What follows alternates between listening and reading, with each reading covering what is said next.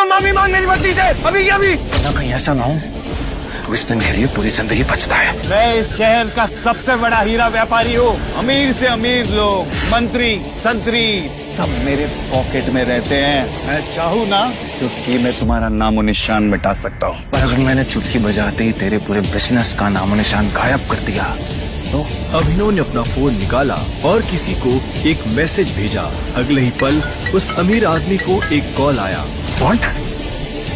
ये सब कैसे हो सकता है पापा? कोई हमें बर्बाद करने की कोशिश कर रहा है। क्या तुमने कोई बड़े आदमी को नाराज किया है? अगर किया है तो तुम अभी उनसे माफी मांगो, वरना कल तक हम सड़क पर आ जाएंगे। आखिर तुम हो कौन? अभी अभी खबर मिली है कि टाइगर लौट आया है। आप कहें तो? अभी नहीं, अभी अभी तो आया है, थोड़ा उछलने कूदने दो। पर हाँ, इस बार पिंजरे में डालने की गलती मत करना।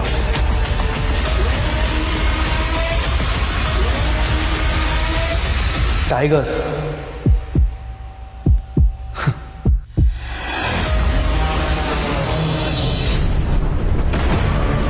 चोर!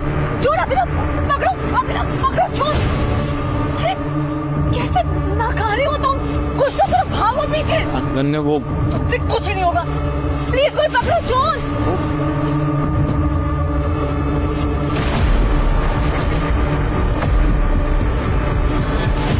हद है अभिनव। कल वो गली का गुंडा आकर तुम्हारी बीवी को कुछ भी बोलकर चला गया और तुम्हारे मुंह से एक शब्द तक नहीं निकला। और आज ये, तुम्हें जरा सा भी अंदाजा है कि वो फोन मेरे लिए कितना इंपॉर्टेंट है? You know what? लानत है तुम जैसे पति पर। मेरे डैड चाहते ना तो किसी बॉलीवुड स्टार से मेरी शादी करवा सकते थे, लेकिन मेरे दादाजी ने तुम जैसे निठल्ले और डरपोक आदमी से मेरी पता नहीं क्यों शादी करवा दी। ओह गॉड। अभिनव एक गरीब और अनाथ था जिसकी शादी एक अमीर बाप की लड़की अनन्या से एक मजबूरी के चलते करवा दी गई थी। अभिनव की इतनी हैसियत नहीं थी कि वो अनन्या का खर्चा उठाकर उसे खुश रख सके।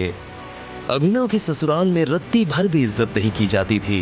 अभिनव नौकरों की भी खरी खोटी सुनता था। अरे ओ घर जावाई, अभी अभी पोछा हुआ है और तू चप्पल पहन के ऐसे आ रहा है जैसे कि तेरे बाप का घर हो। सॉरी, मैंने ध्यान नहीं दिया। पर आपकी हिम्मत कैसी हुई मेरे पापा के बारे में कुछ भी बोलने की?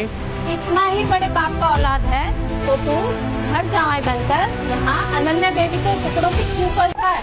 बोल। अभिनव, मैंने अभी अभी अपने दूसरे फोन पे व्हाट्सएप देखा। जिस चोर ने मेरा फोन चुराया ना, उसने मेरी फ्रेंड कियारा को अनन्या बन के मैसेज किया कि वो किसी अनजान जगह पे आ जाए, और वो चली भी गई। अभिनव, मुझे बहुत डर लग रहा है कि उसके साथ कुछ उल्टा सीधा ना हो जाए। ये सुनते ही अपने कमरे में बैठी अनन्या की माँ शर्मिला वहाँ आ गई और बोली, अनन्या, मैं ये क्या सुन रही हूँ? तुम्हारा मोबाइल चोरी हो गया? अरे अभी आधे घंटे पहले ही तुम्हारे मोबाइल से मुझे मैसेज आया था कि एक नंबर पे 10 लाख रुपए ट्रांसफर कर दो, और मैंने कर भी दिया है। आपने क्यों किया ट्रांसफर? बेटा, हे भगवान। ये सुनते ही जैसे अनन्या का गला सूख गया। अनन्या को इस वक्त सिर्फ एक ही डर लग रहा था कि वो चोर उसकी फ्रेंड कियारा को कुछ कर न दे। अब ना तुम मेरे साथ थे ना उस वक्त, अगर रत्ती भर में तुमने हिम्मत दिखाई होती तो वो चोर पकड़ा जाता। वार्निंग यू, अगर कियारा को कुछ भी हुआ तो मैं तुम्हें भी जेल भिजवा दूंगी। तुम जैसे पति के साथ मुझे जरा सा भी रहने का मन नहीं करता। खड़े खड़े क्या कर रहे हो आप? जाओ जाके पुलिस को इन्फॉर्म करो। जनाब, इतना तो कर ही सकते हो ना, या अभी भी हाथ पैर कांपने लगेंगे तुम्हारे? ये सुनते ही अभिनव घर से पुलिस स्टेशन के लिए निकल गया, पर 1 घंटे तक न पुलिस आई और न ही अभिनव। तो अनन्या को अजीब लगा, इसलिए उसने अभिनव को कॉल करने की कोशिश की, पर उसका नंबर स्विच्ड ऑफ था। अब तो अनन्या का गुस्सा 7वें आसमान पर था। तो फोन क्यों बंद आ रहा है? क्या हुआ? मेरी दोस्त की इज्जत का सवाल है और अभिनव यहाँ फोन बंद करके बैठा है। यानी दादाजी ने किस घटिया इंसान के साथ मेरी शादी करा दी। अनन्या की मम्मी शर्मिला भी अभिनव को जरा भी पसंद नहीं करती थी, पर अभी उन्होंने अनन्या को समझाया और उसे पुलिस स्टेशन लेकर गई। वहाँ जाकर जब उन्होंने अभिनव के बारे में पूछा, तब उन्हें जो पता चला उसे सुनकर उसके होश उड़ गए। अभिनव नाम का कोई आदमी सुबह से यहाँ आया ही नहीं, ना कोई चोरी की कंप्लेंट आई है? आज अगर अभिनव मेरे सामने होता तो मैं उसे जान से मार देती। इंस्पेक्टर साहब, आज मेरा फोन चोरी हुआ और फिर मेरी friend Kiara. Police officer FIR लिखने ही वाला था कि तभी अनन्या के दूसरे नंबर पर कॉल आया और ये कॉल किसी और का नहीं बल्कि कियारा का था, जो उस चोर के कब्जे में थी। कियारा? हेलो कियारा? हेलो अनाया। यार थैंक गॉड फॉर अभिनव जीजू, उनकी वजह से आज मेरी जान बच गई। वो गुंडे बहुत खतरनाक थे। तूने ये कहा कि अभिनव की वजह से तेरी जान बच गई, मतलब? तू कहाँ है अभी? मैं तेरे पास आकर सब बताती हूँ।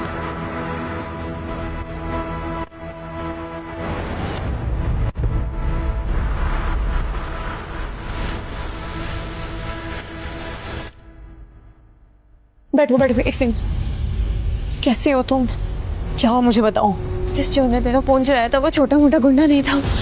आई एम श्योर वो बहुत बड़ा गुंडा था और वो एक बहुत बड़े आतंकवादी के लिए काम करता है और वो आतंकवादी दुबई में रहता है। सर आई एम श्योर उनका एक ह्यूमन ट्रैफिकिंग का बहुत बड़ा रैकेट है और मैं जब उनकी गिरफ्त में थी तो मैं उनके कुछ भी कह रही थी। प्लीज मुझे छोड़ दो। मुझे तो मेरी एक फ्रेंड अनन्या ने यहाँ पे बुलाया था। मुझे नहीं पता था मेरे साथ ऐसा होगा। मुझे लगा था अनन्या अपने हस्बैंड अभिनव के बारे में मुझे कुछ बोलना चाहती है। Please please. ए लड़की, किसका नाम ले रही है? ये अभिनव कौन है? फिर क्या हुआ कियारा? मैंने उनसे रिक्वेस्ट करी कि वो एक बार मेरे फोन में अभिनव जीजू का फोटो देख ले। ना जाने क्यों वो जीजू का फोटो देख के घबरा गए। जीजू का फोटो जूम इन करके बोला, ये अंगूठी? ये अंगूठी? मैं समझ नहीं पाई। वो आतंकवादी बहुत घबरा गए थे। मुझे समझ नहीं आया क्यों वो ऐसा क्यों करा उनने, और उन्होंने फिर मुझे जाने दिया। अरे गधों, अगर टाइगर साहब को पता चला ना तो वो खुद मुझे अपने हाथों से गोलियां मार देंगे। बैग लाओ मैडम का। ये लो मैडम, जाइए जाइए।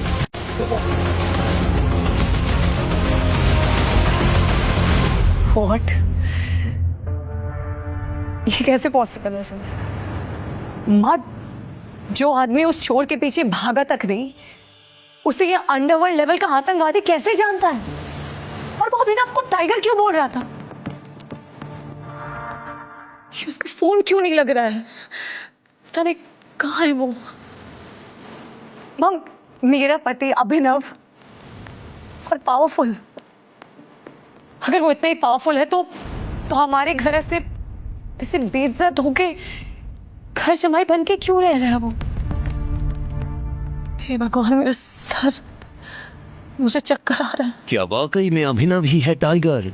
अगर हाँ तो क्यों अभिनव बना रहता है डरपोक? क्यों तब नहीं पकड़ा उस चोर को? और सबसे बड़ी बात, अंडरवर्ल्ड के ऐसे टेरर बॉस का खून सुखा देने वाला अभिनव क्यों खा रहा था सास, नौकरों और बीवी की गालियां? और क्यों जी रहा था गरीबों की जिंदगी? यही सवाल अनन्या के दिमाग में भी चल रहा था कि तभी उसकी माँ शर्मिला ने कहा, अनन्या, मैं ये मान ही नहीं सकती। अरे जो आदमी किसी काम कर ले, जो अपनी नाक पे बैठी हुई मक्खी तक तो भगा नहीं सकता, उससे कोई आतंकवादी क्या ही डरेगा? लेकिन ये घर जमाई कुछ तो छुपा रहे हैं। जल्दी से पता लगाना होगा, इससे पहले कि कोई बड़ा कांड हो जाए। पता करना होगा। अनन्या चलो, घर में चद्दर तान कर सो रहा होगा वो। चलो। अनन्या और उसकी माँ शर्मिला घर आ गए और वहाँ भी अभिनव नहीं था। अभिनव कहाँ मर गया? अनन्या ने पूरी रात यही सोचकर निकाल दी कि अभिनव की असलियत क्या है। उसने कई बार अभिनव को फोन करने की कोशिश की। उसे तरह तरह के ख्याल भी आ रहे थे। कहीं अभिनव को कुछ हो तो नहीं गया, कहीं खुद अभिनव कोई टेररिस्ट या डॉन तो नहीं। सुबह होते ही जैसे ही अभिनव लौटा तो अनन्या ने उससे बात करनी चाहिए। वो जानना चाहती थी कि जो कियारा बोल रही थी क्या वो सच था या कोई गलतफहमी। पर अनन्या आज जल्दी में थी क्योंकि वो अपने पति को छोड़ जिस लड़के चिराग को पसंद करती और वो आज घर आने वाला था। क्या हुआ रघु काका? जाओ और बाजार से ये राशन ले आ। आज अनन्या मैडम के ऑफिस वाले दोस्त चिराग आ रहे, जिनके साथ वो अक्सर लेट नाइट आती है। अब पति तू है उनका, खातिरदारी उस दोस्त की करनी पड़ रही है। 1 किलो चावल, 1 किलो आटा, वो कोडा, ये सब तो चाइनीज लग रहा है। अभिनव को पता था कि ये नौकर घर का पुराना नौकर है, जिसकी इज्जत घर में अभिनव से कई गुना ज्यादा है। तभी अभिनव का फोन बजा और स्क्रीन पर नंबर देखकर वो चौंक गया, क्योंकि नंबर टर्की से था। सॉरी। अबे ओ सूरदास, अंधा है क्या? तेरी हिम्मत कैसे हुई मुझसे टकराने की? हाँ, क्या कर रहे हैं आप? छोड़िए। बेटा तू जानता नहीं है तो किससे टकरा गया है? गज्जू भाई का नाम सुना है? अब टकरा गया है तो हरजाना दे के जाना पड़ेगा, समझा? अबे ओए, ये तो वही घर जमाई है ना जिसकी अरबपति और खूबसूरत पत्नी है। एक काम करते राजा, आज इसे किडनैप कर लेते हैं और इसी बहाने इसकी पत्नी को भी अपने अड्डे पे बुलाएंगे। पूरी रात पार्टी होगी। अभिनव का फोन फिर बजा। बार बार फोन को बजता देख कालिया ने अभिनव का फोन उससे छीन लिया और बोला, फोन कुछ भी करना, फोन मत उठाना। आइटम का फोन है तेरी? बोला था ना हरजाना देना पड़ेगा। अरे मैं भी तो देखूं उसकी सुरीली आवाज। क्या नाम बताया था? अनन्या। फोन मत। हेलो। उस फोन पर कालिया को सामने वाले ने जो कहा उसे सुनकर कालिया थर थर कांपने लगा और पसीना पसीना हो गया। माफ कर दो भाई, गलती हो गई हमारी। कालिया के ऐसा बोलते ही सारे गुंडे अभिनव के सामने नतमस्तक हो गए। हम तुम्हें पहचान नहीं पाए, माफ कर दो भाई। सॉरी भाई। मैंने तो उसे गरीब और फटीचर समझा था। क्या इसकी पत्नी इसकी हकीकत जानती है? भाई माफ कर दो भाई, भाई माफ कर दो। तभी धूल उड़ने लगी और सबने आसमान में देखा कि एक हेलीकॉप्टर नीचे उतर रहा है। आखिर क्यों आया वो हेलीकॉप्टर और क्यों वो गुंडे अभिनव के तलवे चाटने लगे? क्या है टर्की से अभिनव का कनेक्शन? अगले दिन जो खबर अनन्या की मां शर्मिला को मिली, उससे तहलका मच गया। शर्मिला जी, जिस गरीब घर जमाई अभिनव से आप बर्तन मंजवाती थी ना, उसके प्लेन को पकड़कर 200 करोड़ की मांग की गई।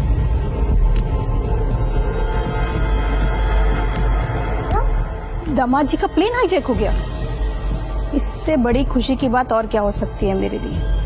मैं तो उसके लिए 200 रुपए ना दूं, पर पता नहीं उसको बचाने के लिए 200 करोड़ रुपए कौन और क्यों मांग रहा है। अभिनव जो कल तक नौकरों से भी गालियां खा रहा था और बीवी के टुकड़ों पर घर जमाई बनकर पल रहा था, जो 100 रुपए की शर्ट पहनता हो उसके लिए कोई 200 करोड़ की फिरौती क्यों मांगेगा? अनन्या, सुना तुमने अभिनव के बारे में? माँ, मुझे तो इस अभिनव पर पहले से ही शक था। आपको याद है कियारा को जिन आतंकवादियों ने किडनैप किया था, उन्होंने भी उसे इसी वजह से छोड़ा, इस अभिनव के चक्कर में। कल तो उसे टर्की से भी कॉल्स आ रहे थे। मैंने सोचा स्पैम कॉल्स इग्नोर कर दिए। रघु भैया ने जब उसे राशन लाने के लिए भेजा, जनाब उसके बाद वापस नहीं हुआ। वैसे माँ, एक बात समझ नहीं आ रही कि इस बेचारे अभिनव में हाईजैकर्स ने आखिर देखा क्या कि सबको छोड़कर उसे ही रोक लिया और डिमांड भी की तो कितने की? 200 करोड़। मुझे लगता है कि अभिनव ने खुद ही उनसे कहा होगा कि देखो भाई, हमारे ससुराल वालों के पास तो करोड़ों का खजाना है। अनन्या मैडम, उनको तो कुछ पता ही नहीं है, वो तो चुप है, पर हाईजैक करने वाले ने पकड़ा हुआ है और वो बोल रहे हैं कि अगर उनको 200 करोड़ नहीं मिले ना तो वो अभिनव को मार दे। दामाद है तो क्या सारी संपत्ति ही लुटा दें उस पर? मरने दो उसे, अच्छा है पीछा छूटेगा अनन्या का उस कंगाल का। शर्मिला जी ने टीवी का रिमोट उठाया। जैसे ही न्यूज लगाई तो सामने से न्यूज सुनकर सबके होश उड़ गए। मुंबई से तुर्की जा रही फ्लाइट को हाईजैक करके अभिनव नाम के शख्स को बंदी बनाया गया था। ताजा खबर ये मिली है कि फिरौती के 200 करोड़ रुपए की जगह हाईजैकर्स को जब किसी ने 500 करोड़ रुपए पहुंचाए, तभी फ्लाइट के अंदर से गोली चलने की आवाज आई। क्या पैसे लेकर अभिनव को मार दिया गया है? इस सवाल का जवाब पूरा देश जानना चाहता है। इस न्यूज को सुनते ही मानो अनन्या और शर्मिला जी की आंखें फटी की फटी रह गई। अनन्या हड़बड़ाते हुए बोली, ये अभिनव के लिए 500 करोड़ किसने भेजे? हमारे पास तो इतने पैसे हैं ही नहीं। अभिनव इतना इम्पोर्टेंट कब से हो गया कि लोग उसके लिए करोड़ों रुपए लुटाने के लिए तैयार हो गए? अनन्या, पता कर भाई कौन है ये। आखिर किसने भेजे गरीब और अनाथ अभिनव के लिए इतने पैसे? क्या फ्लाइट के अंदर चली गोली से अभिनव मारा गया? किसका कॉल आ रहा था अभिनव को टर्की से? कहीं ऐसा ना हो कि हमारे हाथ से एक रईस और पावरफुल मुर्गा निकल जाए और उसके साथ ही सारे राज चले जाए। अभिनव सर बच जाएंगे नन्या मैडम। अभी तक तो वहाँ गोली चल चुकी होगी, उसकी लाश तक नहीं मिलेगी। चीथड़े हो गए होंगे उसके। आप सब लोग गलती कर रहे हैं। आप लोग अभिनव सर को जानते ही नहीं। Shut up. तुम हमारे मैनेजर हो, इस बात को भूलो मत। आई हैव प्रूफ मैडम, ये देखिए। इसमें तो किसी का नाम ही नहीं है। What nonsense. ये अभिनव सर की फाइल है। पिछले हफ्ते सब्जी मंडी से आते वक्त वो अपना गाड़ी में छोड़ गए। उस लफंगे की इतनी हैसियत कहाँ कि उसके पास 1 रुपए भी हो। शर्मिला फाइल खोल के पढ़ने लगती है। उस फाइल में कुछ ऐसा होता है जिसे देख शर्मिला के रोंगटे खड़े हो जाते हैं। वो गिदगिदाते हुए चिल्लाती है, अनन्या, पाप हो गया है हमसे। तू अभिनव को कॉल कर और सबसे पहले माफी मांग उससे, वरना हम सब मारे जाएंगे। हम अभिनव की सच्चाई जान ही नहीं पाए। अनन्या कॉल कर। 1 मिनट। क्या है अभिनव की सच्चाई और ऐसा क्या लिखा है इसमें? कोई बताएगा क्या लिखा है इसमें? कॉल कर। आखिर ऐसा क्या था उस लाल फाइल में जिसने उड़ा दिए शर्मिला के होश? आखिर किसने भेजे गरीब और अनाथ अभिनव के लिए इतने पैसे? कैसे एक आतंकवादी डर के मारे कांपने लगा? और डरपोक जिंदगी जी रहे अभिनव के नाम से आखिर क्या होने जा रहा है इस सनसनीखेज कहानी में आगे?